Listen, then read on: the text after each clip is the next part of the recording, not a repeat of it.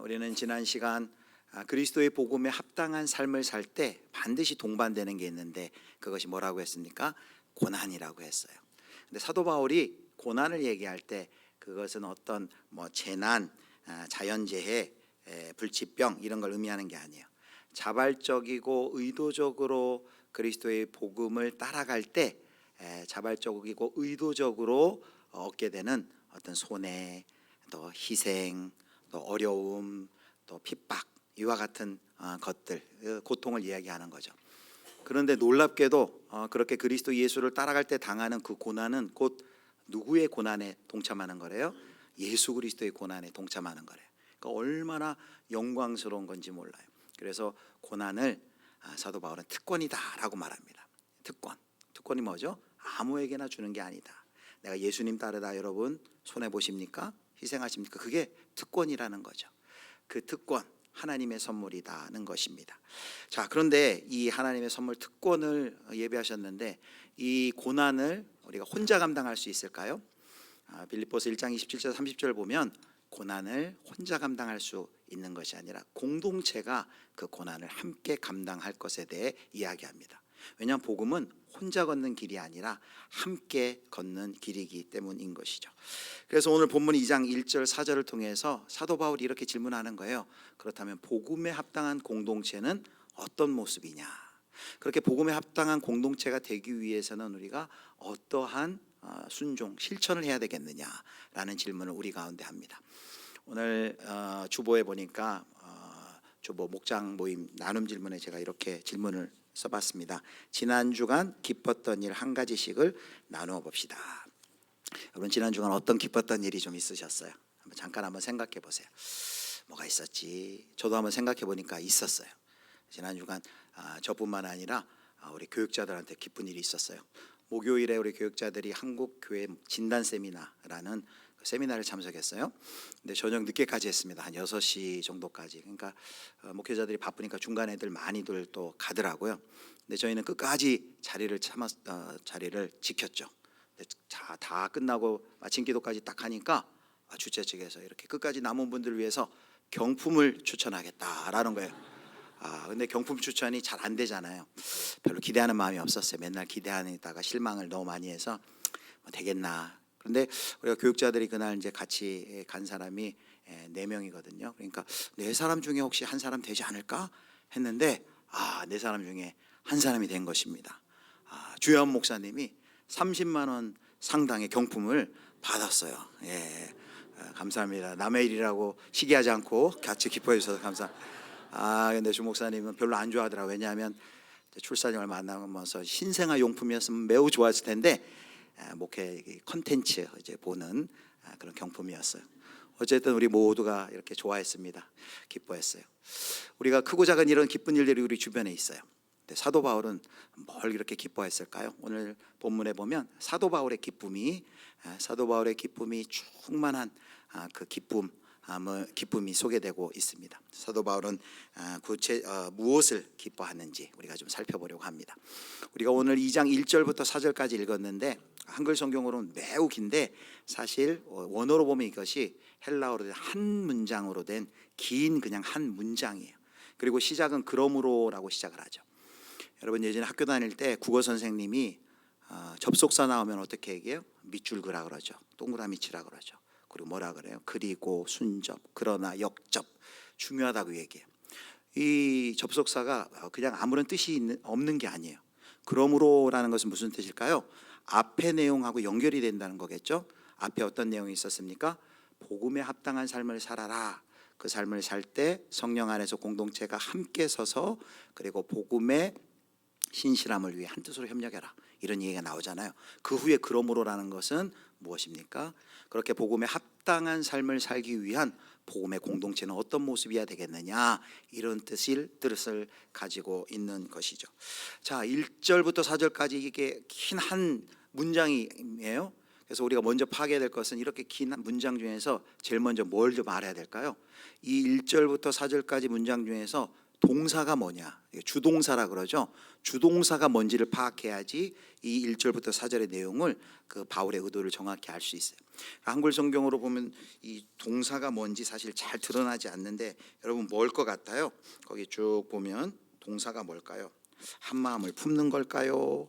또 낮게 여기는 걸까요? 뭘까요? 네, 뜻밖에도 원어로 보면 동사가 충만케 하라라는 얘기입니다. 충만케 하라. 바울 나의 기쁨을 충만케 하라라가 이게 동사입니다. 나의 기쁨을 충만케 하라는 말을 잘못 오해해서 들을 수 있어요. 개인적인 어떤 사적인 사도 바울의 기쁨을 충만케 하라라고 이해하시면 안 돼요. 여기 나의 기쁨을 충만케 하라라고 할 때 사도 바울이 누구예요?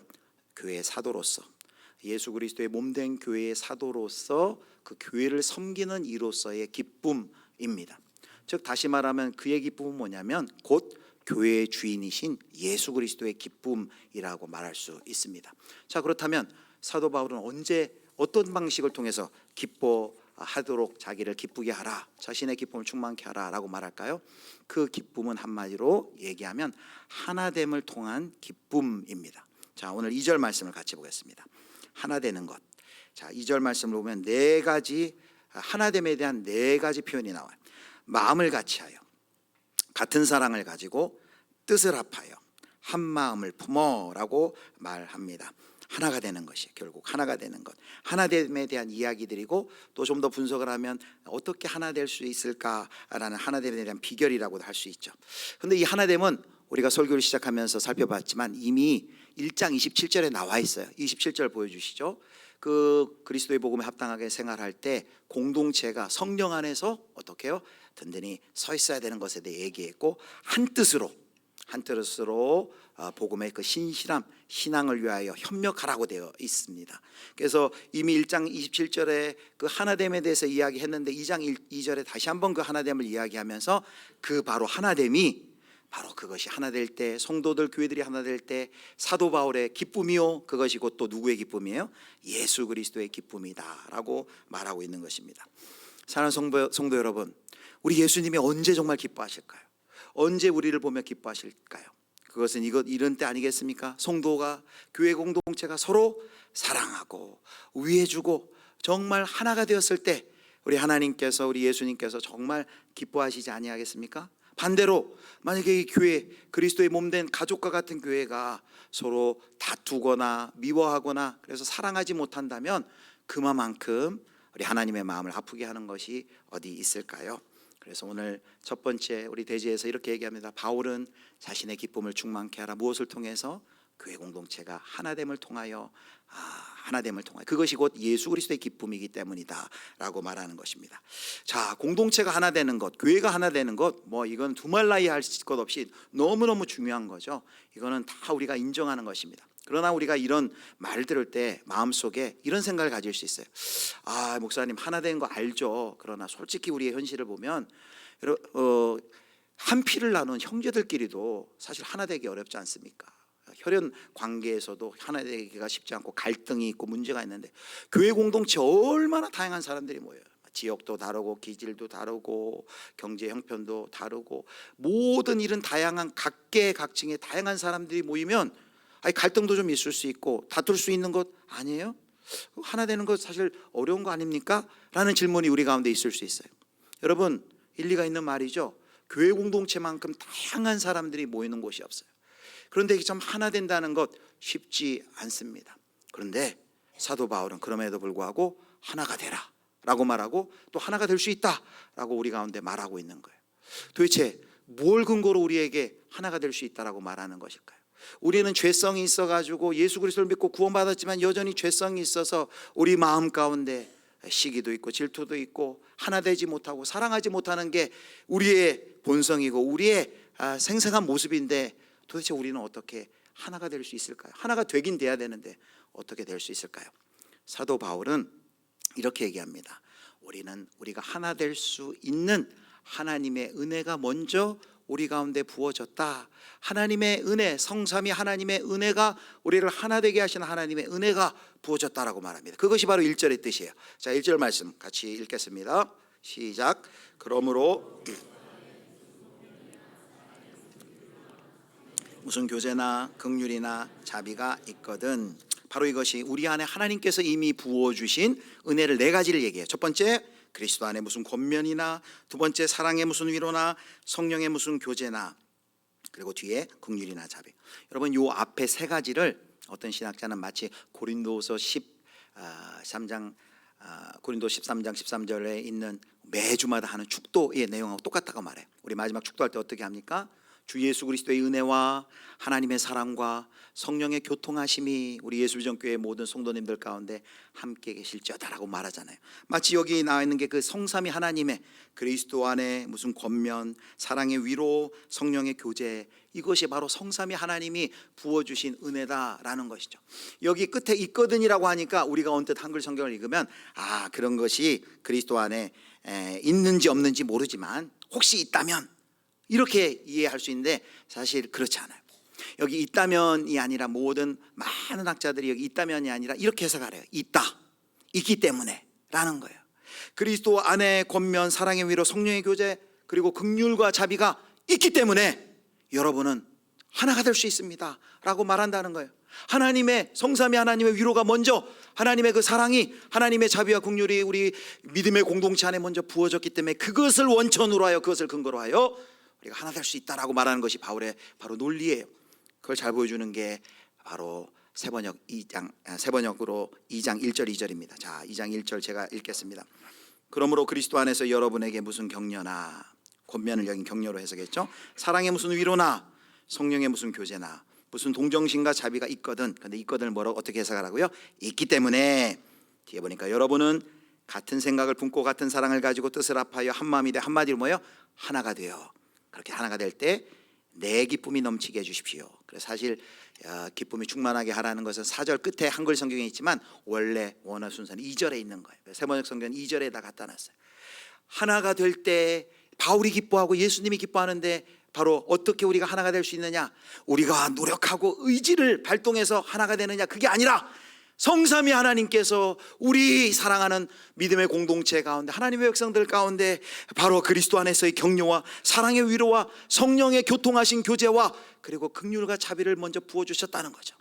여러분, 이 네 가지, 그럼 잠깐 한번 살펴보겠습니다. 이 네 가지가 뭔지. 그리스도 안에 무슨 권면, 세번역 성경은 격려라고 해석했는데 격려라고 해석하는 게 좋습니다. 격려, 또 위로. 우리가 예수 그리스도를 믿다가 어려움을 당할 때 하나님의 격려와 위로가 있죠. 자, 고린도서 1장 5절 말씀 우리 같이 읽겠습니다. 그리스도의 고난이 우리에게 넘친 것 같이 우리가 받는 위로도 그리스도로 말미암아 넘치는도다. 그리스도의 고난이 우리에게 넘친 것 같이 우리가 받는 위로도 그리스도로 말미암아 넘치는도다라고 말합니다. 고난이 우리 가운데 있지만 그때 뭐가 있다는 거예요? 하나님의 넘치는 위로가 있다라는 것입니다. 그래서 여러분, 이 교회 공동체 그리스도의 몸 안에는 하나님의 위로가 있어요. 하나님의 격려가 있어요.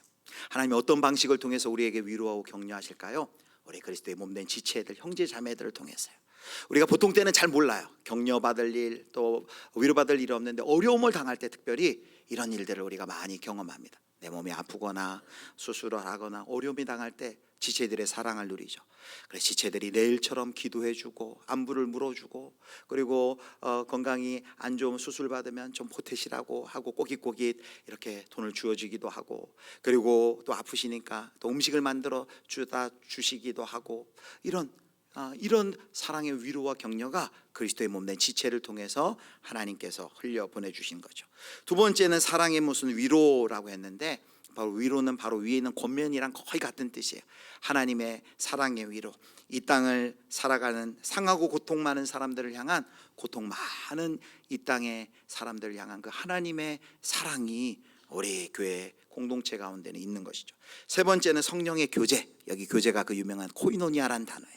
성령의 교통하심, 교제가 우리 안에 있는 것입니다. 성령을 통해, 성령의 그 우리 안에 교제케 하시는 은혜 때문에 우리가 서로 용납하기 어려운 원수처럼 지내던 우리가 서로를 이해하고 용납하고 화목하게 지낼 수 있는 바로 성령의 교통하심이 우리 안에 있죠. 마지막으로 여기 긍휼과 자비라고 했어요. 긍휼이 뭐예요?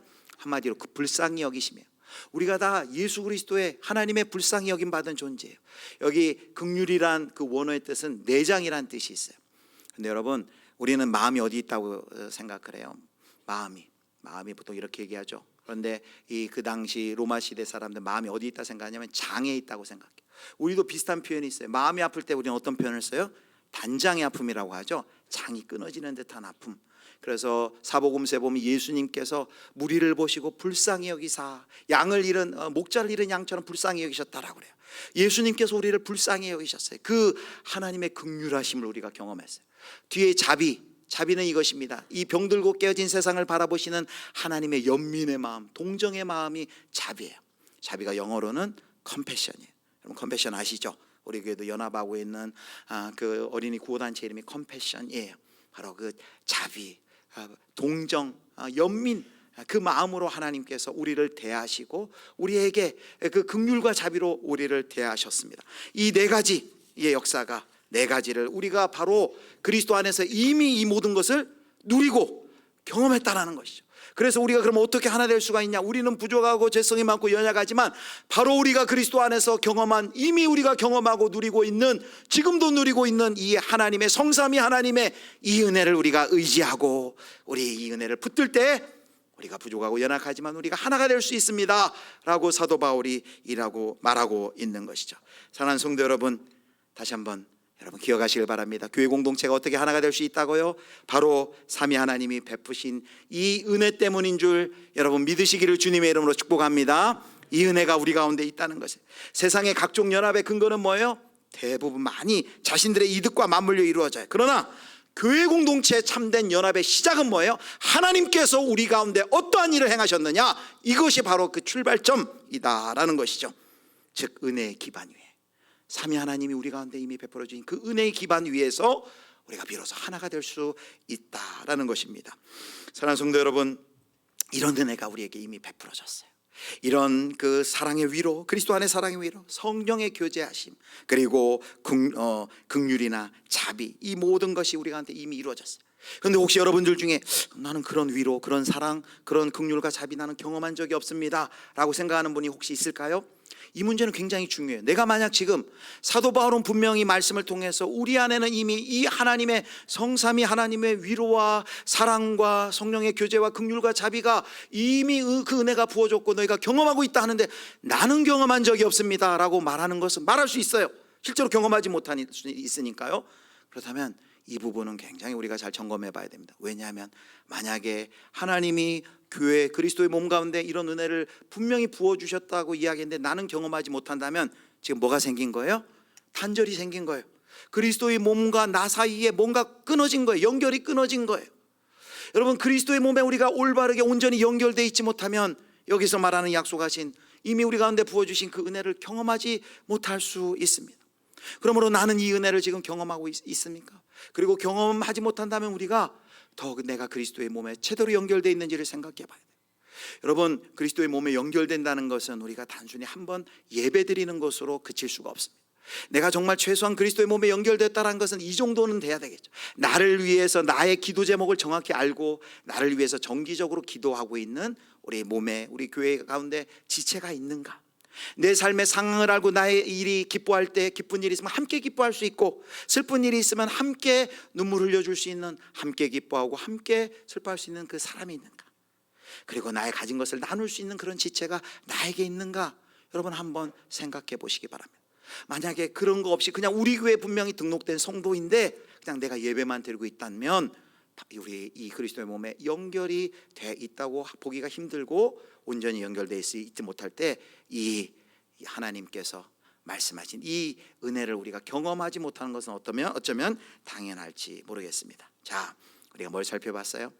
우리 이 하나됨은 우리의 노력이 아니라 하나님이 부어주신 은혜를 근거하고 있다라는 것을 살펴보았습니다.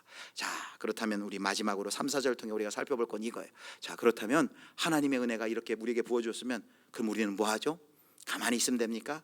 항상 은혜가 부어지면 거기에 은혜에 대한 반응이 필요합니다. 우리가 그러면 어떻게 그러면 이 복음으로 하나 된 공동체가 되기 위해서 그러면 도대체 우리는 뭘 해야 되는지, 뭘 실천해야 될지 그 구체적인 방법이 바로 3절과 4절에 나와 있습니다.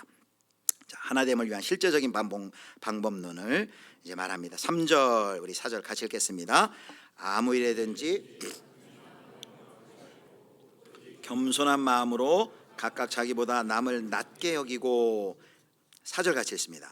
각각 자기 일을 돌볼 뿐더러 또한 각각 다른 사람들의 일을 돌보아 나의 기쁨을 충만하게 하라. 자, 모든 성도가 하나 되기 위해서 반드시 처음에는 먼저 피해야 될 게 두 가지가 있어요. 피해야 될 거 두 가지 뭡니까? 첫 번째는 다툼, 두 번째는 허영이에요. 먼저 다툼부터 살펴보겠습니다. 다툼이 뭐냐? 다툼은 이렇게 이해하시면 되겠습니다.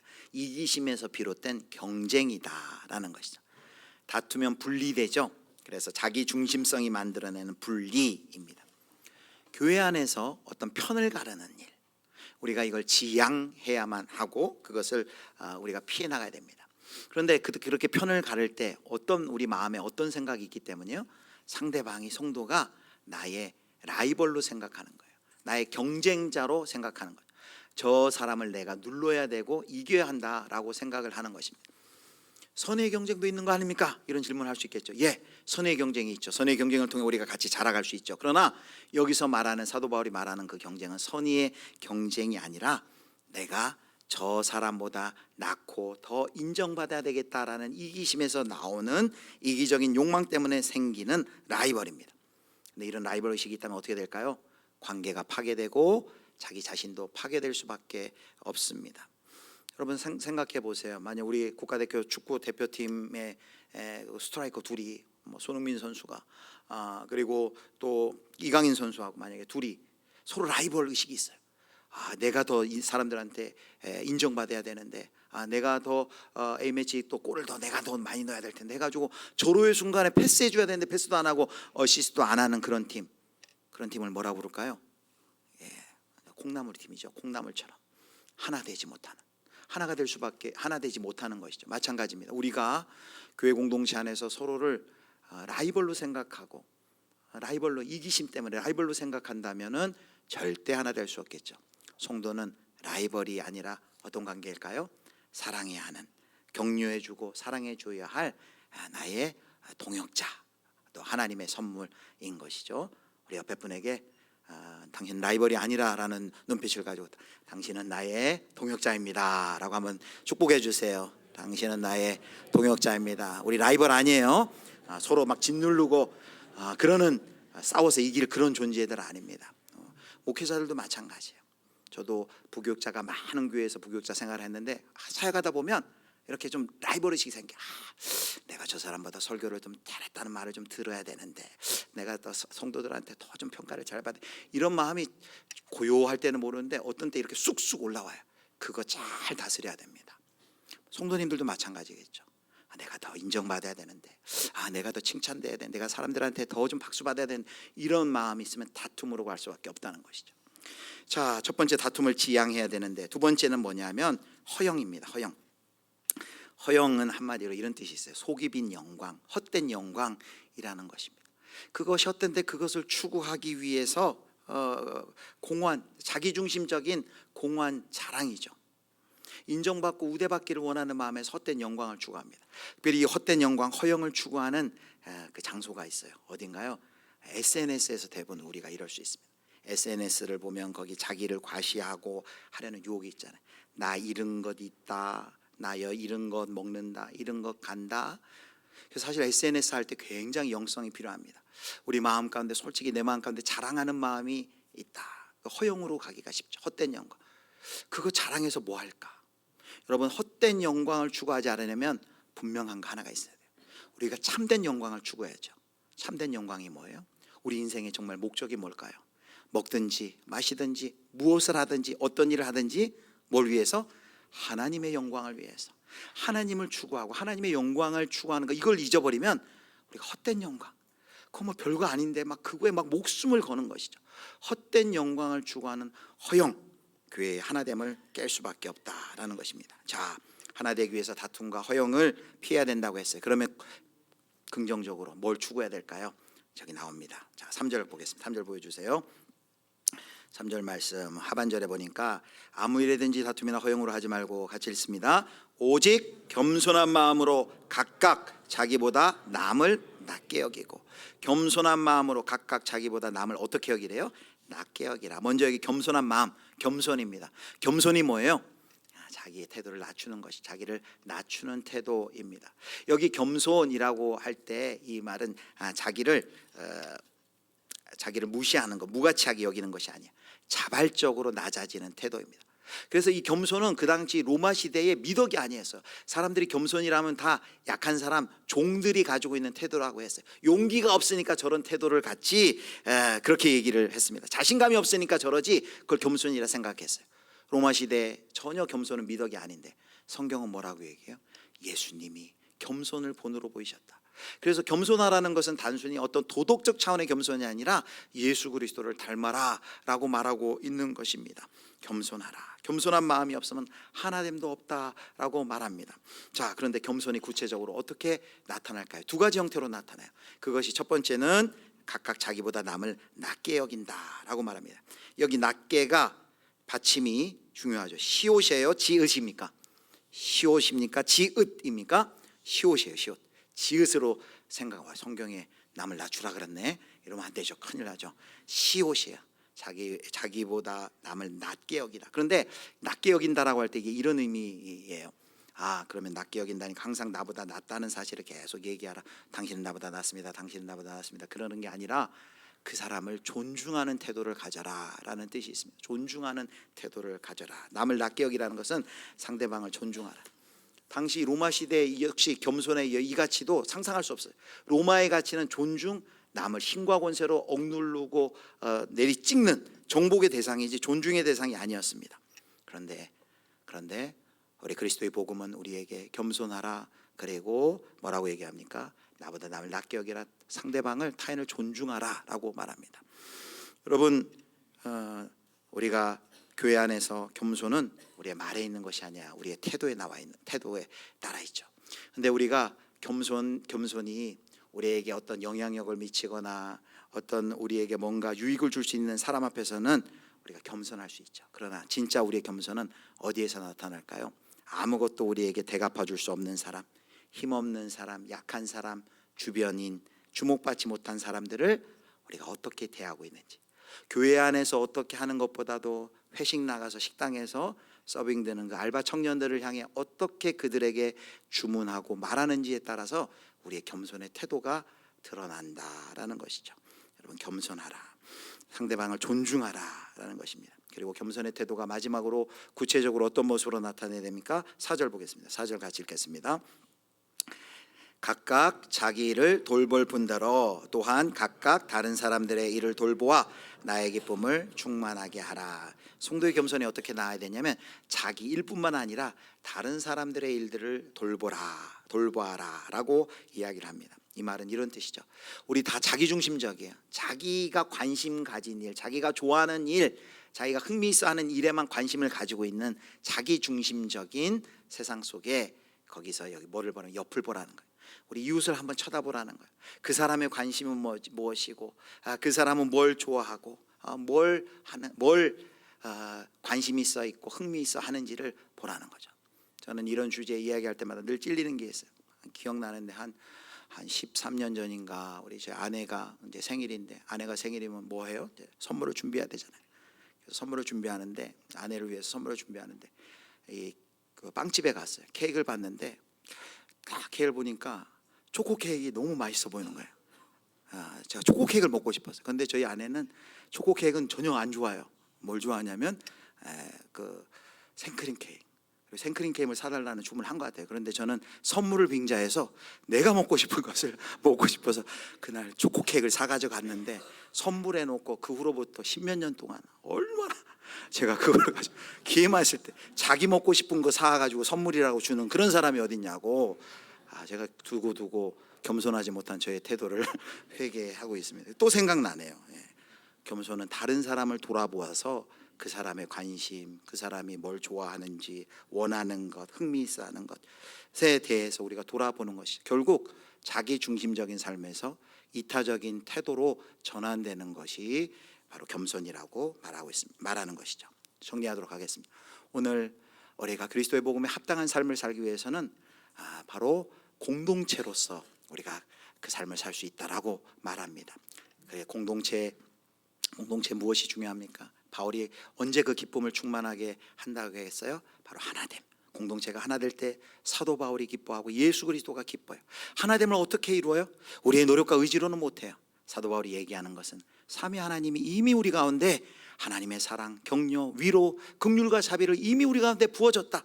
그 은혜가 그리스도의 몸 가운데 충만하니 그 은혜를 원천 삼아 그 은혜를 의지하여서 하나 되어라. 그리고 하나 될 때 구체적으로 우리 가운데 이야기하고 있죠. 뭘 해야 되는지. 자, 구체적인 실천 한번 보여주시죠. 자, 정리하도록 하겠습니다. 자, 구체적인 실천 뭐 잔뜩 있는데 다 설명드린 건데, 자, 삼위 하나님의 은혜가 먼저 있기 때문에 우리 교회는 하나 될 수 있고요. 두 번째 같이 읽겠습니다. 삼위 하나님의 은혜에 응답할 때 교회는 하나 될 수 있습니다. 두 가지 방해하는 거 두 가지 뭐라 그랬어요? 다툼이나 허영, 이기심에서 비롯된 성도를 경쟁, 라이벌로 삼는 것, 헛된 자기 자랑이네요. 자기 자랑, 자기 과시. 그러면 하나됨을 이루는 두 가지 방법은 겸손인데, 한마디로 겸손이고, 두 가지 어떤 모습으로? 자기를 낮추고 타인을 존중하는 그런 태도로, 또 이타적인 섬김으로 우리가 겸손을 나타낼 수 있는 것입니다. 사랑하는 성도 여러분, 이렇게 교회 공동체가 하나가 되면 어떠한 일이 무엇이 가능해질까요? 바로 그 특권, 복음 때문에 받는 고난을 우리가 혼자가 아니라 공동체가, 복음으로 하나 된 공동체가 그 고난을 우리가 이겨낼 수 있다라는 것입니다. 우리가 하나 될 때, 그리고 예수님의 기쁨도 충만해집니다. 저와 여러분, 우리 예수비전교회 모든 공동체가 바로 이와 같이 하나가 되어서, 복음 안에, 그리스도 안에 하나가 되어 하나님의 은혜를 의지하여 하나가 되어서 그리스도의 복음에 합당한 삶을 살아내실 수 있기를 주님의 이름으로 축원합니다.